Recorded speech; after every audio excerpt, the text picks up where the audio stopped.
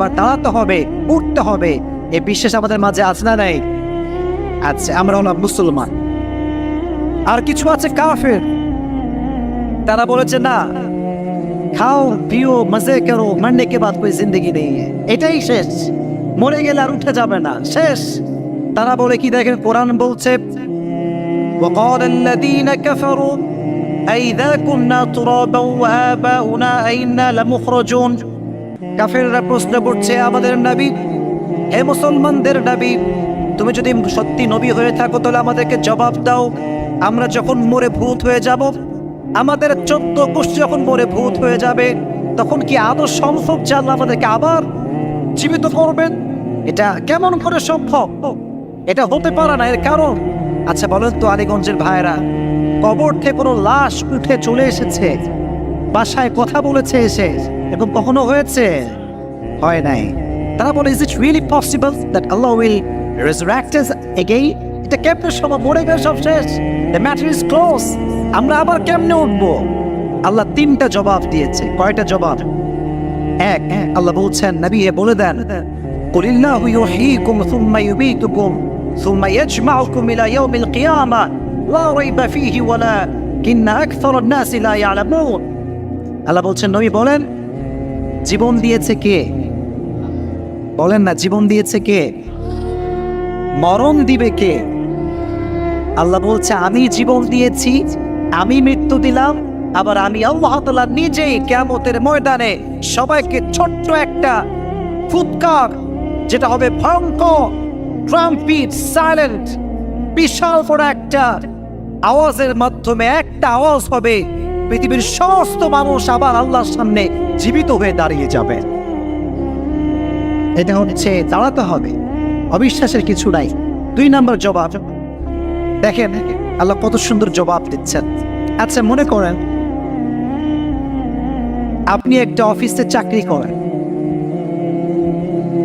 আপনার অফিসের যিনি বস, তিনি কোটি টাকার মালিক। কত টাকার মালিক? বলেন, কত টাকার মালিক? কোটি টাকার মালিক। তো আপনার মালিকের কাছে যেহেতু কোটি টাকা আছে, আপনি গিয়ে যদি বলেন, স্যার আমার বেতন হচ্ছে 10,000 টাকা, আমাকে 5,000 টাকা দেন, স্যার আপনি কি দিতে পারবেন না? আপনার পক্ষে কি দেওয়া সম্ভব না? স্যার বলবে, আরে পাগলা, আমি তো কোটি টাকার মালিক, তোমাকে চাকরি দিয়েছি আমি, পুরো কোম্পানি চালাই আমি, পুরো কোম্পানির মালিক হচ্ছি আমি, যেখানে আমি কোটি টাকা বেতন দেয় সেখানে তো 5,000 কোনো বিষয় আমার কাছে না, ঠিক কিনা বলে? আল্লাহ বলছেন কি দেখেন, হাল আতা আলাল ইনসানি হিনুন মিনাদ দাহর লাম ইয়াকুন শাইআন মাযকুরা। মানুষ কি সেই সময়ের কথা স্মরণ করতে পারে না? when he was nothing to mention, যখন সে উল্লেখ করার মতো কিছুই ছিল না। আজকে আমি অনেক বড়, লম্বা, চেহারা সুন্দর, এক সময় আমি ছোট্ট একটা নাপাক পানি ছিলাম, ঠিক কিনা বলেন যুবক ভাইরা? এই ছোট্ট নাপাক পানিকে স্টেপ বাই স্টেপ, প্রথমে আল্লাহ দিলেন নাপাক পানি, তারপরে করলেন রক্তপিণ্ড, তারপরে করলেন গোশতপিণ্ড, আল্লাহ হাড্ডি দিলেন, স্ট্রাকচার দিলেন, রুহের ফুৎকার দিলেন, আমার ভেতরে হার্ট শুরু হয়ে গেল, থুক থুক থুক থুক, আমাকে জীবন দিল একজন। আওয়াজ দিয়ে বলেন তিনি কে? তো আল্লাহ বলছে, আমি যদি তোকে তোর সামান্য নাপাক পানির থেকে জীবন দিতে পারি, মৃত্যুর পরে কি আমি আল্লাহ আবার তোকে উঠাতে পারি কি পারি না?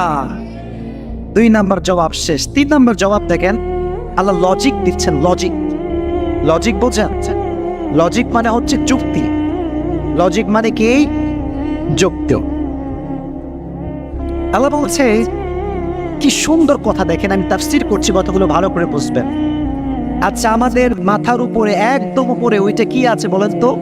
আসমান। আল্লাহ বলছেন, আচ্ছা বান্দা বলতো, আনতুম আশাদ্দু খালকান আমিস সামাউ বানাহা। আল্লাহ বলছে, আসমান বড় না মানুষ বড়? বলেন দেখি।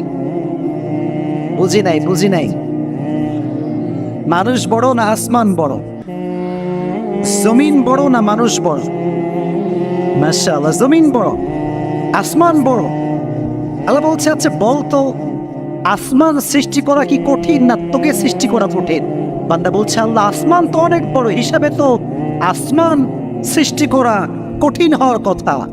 আল্লাহ বলছে, আমি যদি আসমানকে সৃষ্টি করতে পারি, আবার ধ্বংস করতে পারি, তাহলে সেই আল্লাহ কি তোকে জীবন দিতে পারে কি পারে না? তাহলে বোঝা গেল উঠতে একদিন হবে, একত্রিত হওয়া লাগবে।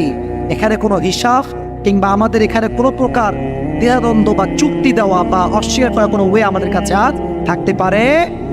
তাহলে বোঝা গেল আল্লাহর সামনে দাঁড়াতে হবে, এক নাম্বার। এবার আসেন আমাদের একটা গুরুত্বপূর্ণ কথা, এবং এখানে আপনাদের অনেক কথা আপনারা পেয়ে যাবেন। তাকবীর দেন, লিল্লাহি তাকবীর। আমরা সবাই আল্লাহর সামনে দাঁড়িয়ে গিয়েছি। এখানে মনে হয় বেশি যুবক এসেছো তোমরা, বেশিরভাগই যুবক, মাশাআল্লাহ। সবাই আল্লাহর সামনে দাঁড়িয়ে গিয়েছি কেন? হিসাব দিতে হবে। 2 নম্বর স্টেপ কি ছিল? হিসাব, মিজান দেওয়া হবে, মিজান, হিসাবের পাল্লা দেওয়া হবে। এটা এক বড় মারাত্মক সময়, কোনো কিছু ছাড় দেওয়া হবে না। ফামান ইয়ামাল মিসকালা যাররাতিন খায়রান ইয়ারা ওয়া মান ইয়ামাল মিসকালা যাররাতিন শাররান ইয়ারা। শস্য দানা পরিমাণ যদি কেউ আমল করে থাকে, সে আমলটাও সেই দিন ভারীতে ওজন হয়ে যাবে। সুবহানাল্লাহ পড়েন না? আমল নামা ওজন দেওয়া হবে। যারা আমল নামা ভারী হয়ে যাবে, একটা ঘোষণা দেওয়া হবে, ফুলান ইবনু ফুলান, অমুকের ছেলে অমুক, কনগ্রাচুলেশন, সুস্বাগত। কেন সুস্বাগত? বলে আল্লাহর জান্নাত তোমার জন্য আজকে অবধারিত হয়ে গিয়েছে। সুবহানাল্লাহ। আমি জাস্ট একটু আপনাদেরকে অভিনয় করে দেখাচ্ছি। অভিনয় বলছেন, অভিনয় হাদিস থেকে বলছি। আচ্ছা, মনে করেন আমি একজন এসএসসি পরীক্ষার্থী, এসএসসি এক্সাম দিয়ে ফেলেছি। যখন আমি আমার এক্সামিনেশনের যেই পরীক্ষার রেজাল্ট আমি পেয়ে গিয়েছি, মনে করেন জিপিএ 5 পাইছি। কি আলীগঞ্জের ভাইয়ের কথা বলেন, কি পাইছি? আমি কি দুঃখ পাবো না খুশি হব? আমি বলবো ফেসবুকে, আরে আমি তো পাস হয়ে গিয়েছি, জিপিএ 5 পেয়ে গিয়েছি।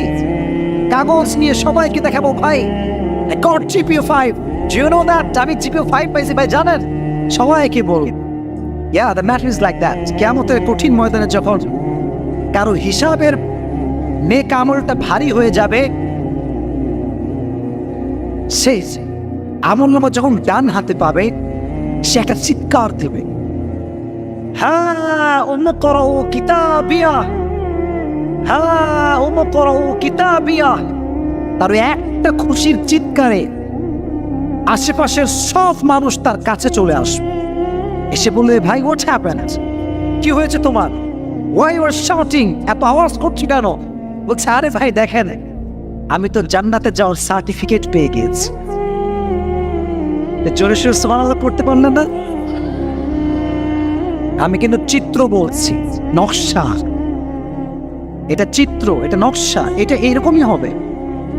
তো সবাই অবাক, বলবে, ভাই আপনি ডান হাতে পেপার কেমন করে পেলেন? আমরা তো কেউ পাই নাই, আপনি কেমন করে পেলেন? কোরআন বলছে, কোরআন। সে বলবে, ইন্নী যনানতু আন্নী মুলাকিন হিসাবিয়া। আমি জানতাম হিসাব আমাকে দেওয়া লাগবে, আমি জানতাম দাঁড়াতে আমাকে হবে, আমি জানতাম একদিন আমাকে আল্লাহর সামনে দাঁড়িয়ে আমার প্রত্যেকটা কাজের হিসাব দেওয়া লাগবে। আমি গুনাহ করি নাই, সুদ খাই নাই, ঘুষ খাই নাই। এটা বলতে বলতেই পেছন থেকে আওয়াজ আসবে, ফাহুয়া ফি ঈশাতির রাদিয়া। তোমার কথা বলার টাইম নাই, জান্নাত তোমার জন্য অপেক্ষায় বসে আছে। সুবহানাল্লাহ পড়েন। কিয়ামতের কঠিন ময়দানে যখন আমলনামা ভারী দেওয়া হবে, আচ্ছা আগে একটা প্রশ্ন করি, বলেন তো জান্নাতে যাওয়ার জন্য 100-তে কত পাওয়া লাগবে? 100-তে কত পাওয়া লাগবে? মাশাআল্লাহ, কে বলছে 51 থেকে হাত তুলো তো। মাশাআল্লাহ, they are very good, they are very attractive. মাশাআল্লাহ, খুব আকর্ষিত তারা, খুব সুন্দর। কত পাওয়া লাগবে? 51। কত সুন্দর হিসাব দেখছেন? মনে করেন এটা আমার আমলনামা, এটা হচ্ছে দাড়িপাল্লার এক পাশ, এটা হচ্ছে আর এক পাশ। আমলনামা ভারী দেওয়া হয়েছে, এটাও 50, এটাও 50। হুট করে যদি একটু এটা বেড়ে যায়, যদি 51 হয়ে যায়, আল্লাহ বলছে, বান্দা আমি থানার কোনো ওসি না, আমি কোনো ডিসিএসপি না, আমি যেহেতু রহমান, আমার হিসাবটা ওই সিস্টেমে। তোর এক আমল ভারী হয়ে গেলে তোর জন্য জান্নাত ওয়াজিব হয়ে যাবে। আমি হাদিসটা বলছি, খুব মনোযোগ দিয়ে শুনবেন। একজন বান্দার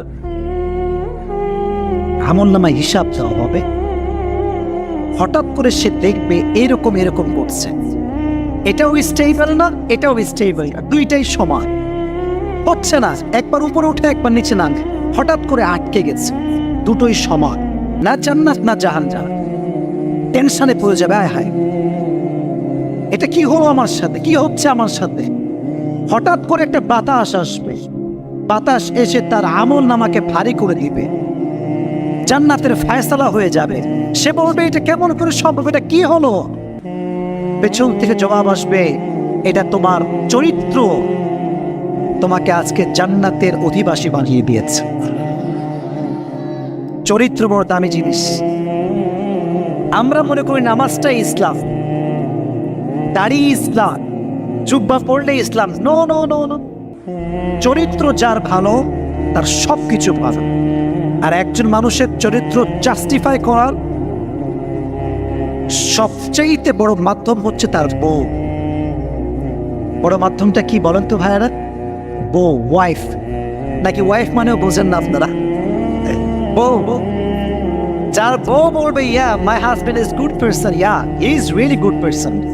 আর যদি বউ বলে এটা বদমাইশ, টাটকা লুচ্চা, এটা সবাই বলবে এটা লুচ্চা, এটা ঠিক কিনা বলছে? এটা আমার কথা না, এটা হাদিসের কথা। হাদিসে এসেছে যদি কোনো বান্দার জান্নাতে যাওয়ার সব ওকে, আমল নামাও ভারী, ইখলাস আছে, ঈমান আছে, সব আছে, বাট তার ওয়াইফ যদি বলে আল্লাহ তার ব্যবহার ভালো ছিল না, তার জান্নাত হারাম। হাদিস থেকে এই জন্য যুবক ভাইয়ারা, স্ত্রীর কাছে ভালো হতে চাইলে চরিত্রবান যুবক হওয়ার দরকারটা আছে না নাই? ভালো চরিত্র আপনাকে বাঁচাই দেবে। একটা আমল বলে দেই, রাসূল করিম সাল্লাল্লাহু আলাইহি ওয়াসাল্লাম বলেছেন, আচ্ছা আমার কথা কি বোঝা যায়? যায় যায় যায়। নবীজি বলেছেন, যেই বান্দা গোপনে দান করে এমন ভাবে যায় যে তার ডান হাত দিলে বাম হাত জানে না, বাম হাত দিলে ডান হাত জানে না, আল্লাহ রাব্বুল আলামিন এই দানটাকে আস্তে আস্তে পেলে পুষে বড় করেন। যেমন আমরা কুরবানির পশু কিনে আস্তে আস্তে পেলে পুষে বড় করি, আল্লাহ এটাকে আস্তে আস্তে পেলে পুষে বড় করেন। যেই দিন কিয়ামতের দিনে বান্দার আমল নামা হালকা হয়ে যায়, আল্লাহ ওই গোপন দানটাকে লক্ষ কোটি গুণ বাড়িয়ে বাড়িয়ে তার আমল নামায় দেওয়ার সঙ্গে সঙ্গে ভারী হয়ে যায়, আল্লাহ তাকে জান্নাতুল ফেরদাউস নসিব করে দেয়। গোপনে দান করবেন তো ইনশাআল্লাহ। আরেকটা কথা, that is my last point. কিয়ামতের দিন মাশাআল্লাহ আমরা এখানে অনেক মানুষ আছে, এভাবেই আমরা থাকি, কিন্তু জানেন কি, দেহে কোনো পোশাক থাকবে না। Nobody belong the dress in that day. জামা নাই, কাপড় নাই, কিচ্ছু নাই, উলঙ্গ থাকবে সবাই। কিন্তু অবাক করা বিষয় আমি বলি আপনাদের সবাইকে, আলীগঞ্জের ভাইয়েরা, আল্লাহ হঠাৎ করে বলবেন, এই তুমি, এই তুমি, এই তুমি, সাইড হও, সাইড সাইড সাইড। আল্লাহ কয়েকজনকে সাইড দাঁড় করাবেন, সাইডে, একদম সাইডে। সবাই আছে এক সাইডে, তারা থাকবে আর এক সাইডে। তারা ভয় পেয়ে যাবে, আল্লাহ আমরা সবার থেকে বের হলাম কেন? আমরা কি সবার আগে জাহান্নামে যাব? আল্লাহ বলবে না, ইন্নামা ইউওয়াফাস সাবিরুনা আজরাহুম বিগাইরি হিসাব। আল্লাহ বলবেন, যেহেতু তোমরা ধৈর্যশীল ছিলে, আজকে তোমাদের কোনো হিসাব হবে না, বিনা হিসাবে জান্নাতে যাও। এটা কোরআনের আয়াত, কোরআনের আয়াত এইটা। আজকে দেখেন আমরা ফ্যামিলিতে কি হয়, একটু অভাব আসলে বাঙালি বড় বেঈমান, একটু অভাব আসলেই বলে আরে জীবনে কি পাইলাম, আল্লাহ আমার কিছুই দেয় নাই। এরকম মানুষ বাংলাদেশে আছে না নাই? বিশেষ করে আমার বোনেরা, আমি আপনাদের বিপক্ষের লোক না, তবে আমি একটা কথা বলি, যদি জাহান্নামের সংখ্যা বেশি হয়, নারীদের সংখ্যা বেশি হবে। ঠিক আছে কিনা কথাটা যুবক ভাইরা? কারণ নারীরা অনেক বেশি নাশুক বিফল, সারাটা জীবন স্বামী খাওয়ায়, একদিন কম হয়ে গেলে কি বলে জানেন, তুমনে মুঝে আজ তক ক্যা কিয়া দিয়া, কুছ ভি নেহি দিয়া। এরকম মেয়ে বাংলাদেশে আছে না নাই বলেন? বলছেন এটা করবেন না। যে যত শুকরিয়া করে, ধৈর্য ধারণ করে, তার পরিবারে বরকত দান করে, একজন আওয়াজ দিয়ে বলেন তিনি কে? নবীজির একজন মেয়ে ছিলেন, কলিজার টুকরা মেয়ে, যাকে আমরা আদর্শ হিসেবে মানি। মেয়েটার নাম কি বলতে পারবেন? ফাতেমা। বলেন নামটা কি ছিল? মাশাআল্লাহ। ফাতেমার স্বামীর নাম কি ছিল? হচ্ছে ফাতেমার স্বামীর নাম কি ছিল? একদিন ফাতেমা রাদিয়াল্লাহু তাআলা আনহার কাছে আলী রাদিয়াল্লাহু তাআলা আনহু এসেছেন। ভালো করে শুনবেন। এসে বলছেন, হে ফাতেমা, বাসায় বড্ড